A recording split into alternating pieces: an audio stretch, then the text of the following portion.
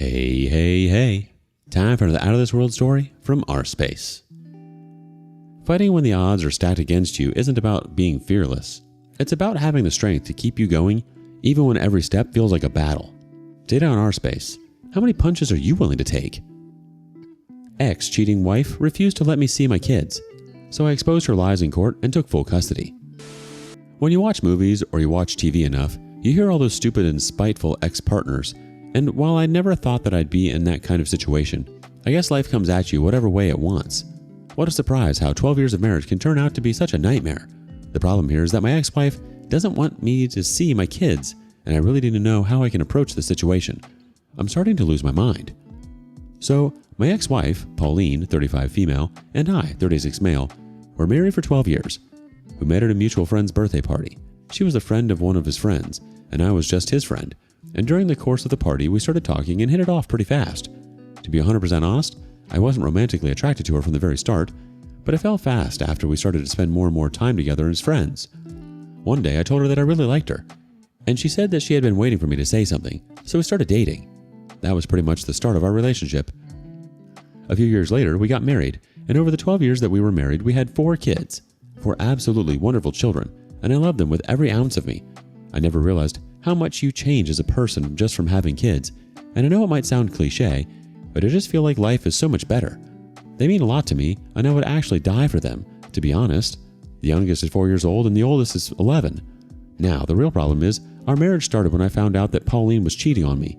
That was the point when everything started to fall apart. I had been out at work one day. I'm a welder and I've been doing it long enough that my skill is earning me pretty good money. I got a call from one of my neighbors, a guy I used to pop a beer with and chat about football on an occasion. He said that a car pulled up in my driveway and that he saw a guy come out. That alone wasn't suspicious, but he said that he just didn't feel right about it. He's a blue-collar guy like me, but he was out for a few days with a minor injury. He said it was a sedan, not a truck, so he didn't think that it was a plumber or an HVAC guy or anything like that, and that the way the door quickly opened to let him in and quickly shut afterward just felt off to him. He wasn't trying to rock the boat, but he told me that he'd rather get it wrong than not say anything. He was divorced at the time and he knew what women were capable of. I didn't like what he was getting at, to be honest, but I let it slide because I realized that he was doing it in my best interest and he gained nothing from the entire situation. So I took a break off work right away and headed home, lying that it was an emergency. I pulled up in the driveway right behind the car that was there, so I couldn't leave, and then I headed in. I didn't even need to go to the bedroom. I walked into the living room and saw my wife and another man, each half naked, but only because they were scurrying to put on clothes the moment that I walked through the door. My wife looked like she had seen a ghost, and she couldn't conjure up anything to say, though I wasn't surprised by that. I never really thought that people actually say, "It's not what it looks like," outside of fiction. She simply couldn't say anything because the position I'd caught her in was so compromising. My first instinct was to get a tire iron out of the car and beat the crap out of the guy that was there in my living room, but I realized it is never worth going to jail for a woman, especially not one that was cheating on you. I told him to get out of my house right away, and I threatened to shoot him if he was still there in a minute. He ran out immediately. That was the point that I could turn my attention to Pauline. I'm not going to lie, I wanted to hit her. I've never hit a woman in my life. In fact, the only fights I've ever gotten into were when I was a teenager. But I was so mad, I wanted to make her hurt. Despite my feelings, assaulting anyone isn't something that comes easy to me. So I didn't say anything. Instead, I just walked outside, saw the guy sitting in his car, unable to back out of the driveway, and I moved my car out of the driveway so that he could go. I remember parking my truck in the usual spot and just sitting there with my head on the wheel for 10 minutes. I was just thinking about how my life had fallen apart in that one moment. I love my kids so much, and the first thing I realized was that their life growing up was not going to be the way that I had always hoped it was going to be. They were going to grow up with a broken family, and I couldn't do anything about it unless I chose to forgive her for cheating. As much as I love my kids, I couldn't do that. I wouldn't love their mother the way I used to, ever again, and I was sure they'd notice. So there was no point putting them through the pain of a loveless home. We got divorced a few months later, and in the process, I got sucked dry. I'm still mad about it. I worked my butt off for essentially half my life, and she took half of that in a second. She kept the house and is getting alimony and child support from me. The worst thing was that despite everything, even my neighbor testifying to her cheating, I ended up with 30% custody of the children. It's crazy because my 11-year-old son and my 9-year-old daughter both really wanted to stay with me, but the courts always favor the mother, right? I don't look for problems, though, so when I realized that the custody arrangement wasn't going to change anytime soon, I just accepted it like that, and did my best to make my time with my children amazing. I always wanted them to see coming to my place as a really great time, and for the most part, I achieved that. They'd be super happy to come to my place, and they'd be sad to leave. And I don't spoil them either. I make sure to be a father still, but I'm a good dad to them, and I know that they know that. I'm sure you are probably familiar with how ex-partners can be, though. When she started to see how happy the kids were, she started to get pissed off. She dropped them off a lot later than she was supposed to. In one case, it really pissed me off because I had wanted to take them to a fun restaurant, but by the time she dropped them, we weren't able to spend more than an hour there before heading back home. On other days, she'd be there to pick them up hours ahead of schedule.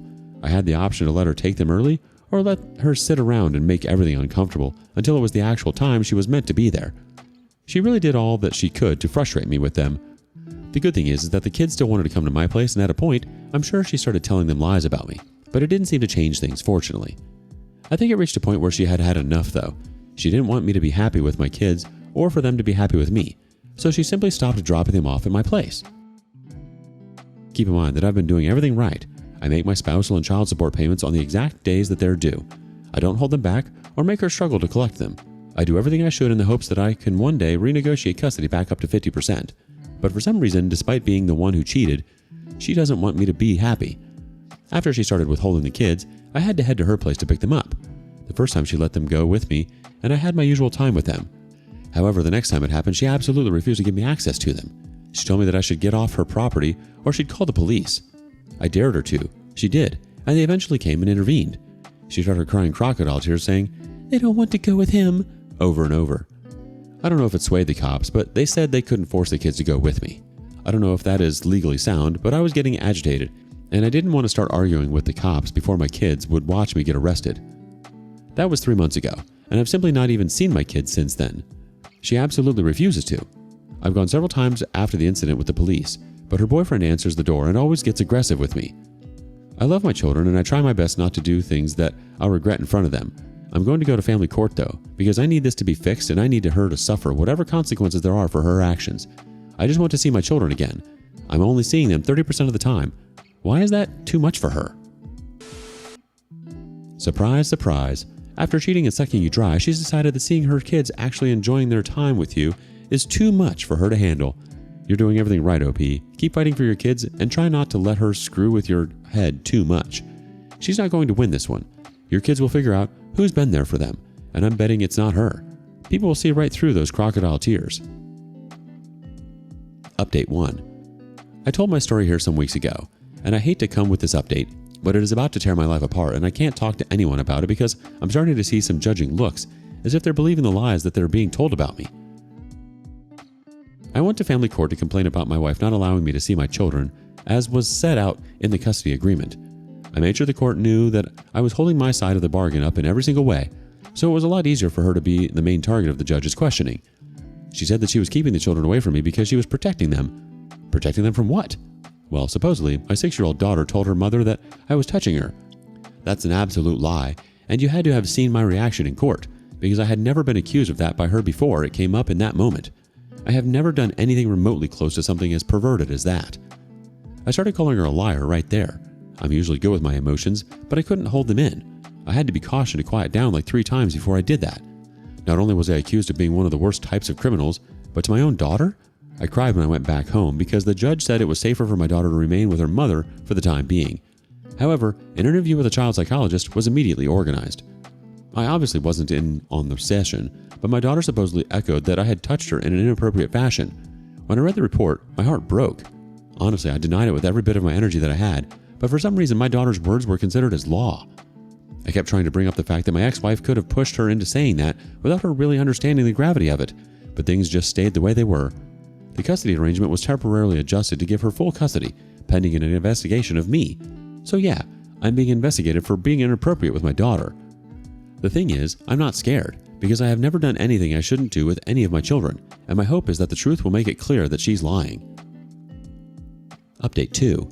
It has been several months since my last post. I told about how my ex-wife, who had cheated on me, leading to the divorce, started to withhold my children from me and lied to the court that I had been inappropriate with one of my children. The saga is finally over and I'm glad, but I genuinely hate everything that I've had to go through because of this woman. I was investigated by the police. They checked my phone and my computer to see if I had been making any content of my daughter. They checked my social media accounts. They checked a lot of things, but they found nothing because there was nothing to find. Further interviews with my daughter had her maintaining that I touched her, but supposedly a lot of details weren't consistent with her retelling of it. I wasn't surprised by that, obviously because it had never happened. However, things were so inconclusive, and with the supposed danger to my daughter that could exist by taking a risk on it, they stayed with their mother. I lost all faith in the court system at that point because it was crazy how the accusation could lead to me losing custody of my children. The other children were questioned and nobody had anything similar to say. I treated them well and they missed me, and that was about it. I didn't have the opportunity to talk to my kids about the situation, and it was just too brutal for me to even attempt to. I didn't want to present them with such a disgusting topic. The thing is, my kids are smart, and I'm so happy that they are. I guess Pauline and her boyfriend must have said enough in loud enough voices that my 11-year-old had a very good idea of what had been happening. One day, I got a video recording from him on Instagram, and when I checked it, I saw that it was a video from inside what used to be our house. He was taking it from around the corner of the staircase, and the video was of Pauline and her boyfriend at the dining table. The video was about 28 minutes long, and it had been the two of them talking about me and laughing a lot. Eventually, they mentioned something about how they'd add Lily, my 9-year-old, to it if I didn't decide to fight. They laughed about that a lot. She knew it was a lie. They both knew it had been a lie. But they did it because the post-divorce phase was a battle to her for some reason, and she wanted to win. She was saying that she'd falsely accused me of touching my other daughter if I still wanted to put up a fight. While that was a lot of evidence, I needed more.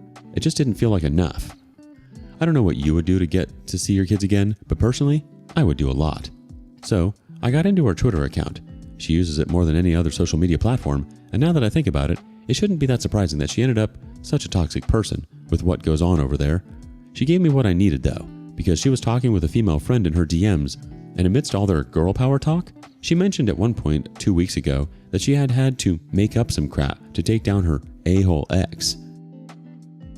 It was obviously me she was talking about, and I've never screenshotted anything so fast. As soon as I could, I went back to court, and I showed them the video I had as well as the screenshot from the DM. It was a surprise to her, and thankfully, she couldn't regain her composure after being blindsided by my evidence. She did manage to say that the video was being misinterpreted and the DMs weren't referring to me, but common sense wasn't on her side.